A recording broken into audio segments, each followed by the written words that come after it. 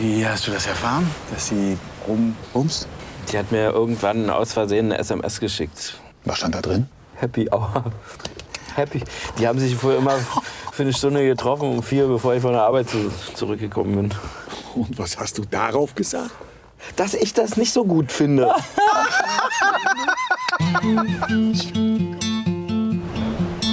Ganz ehrlich, ich kann das Elend nicht mehr mit ansehen.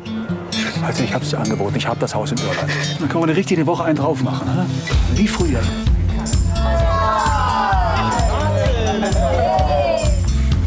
Du rufst jetzt eine Frau an und geigst dir mal so richtig da rein. Nein! Schnell, du verdammte verwegte Schlampe, du leidest Zappenduster hier, du! Ende der Vorstellung!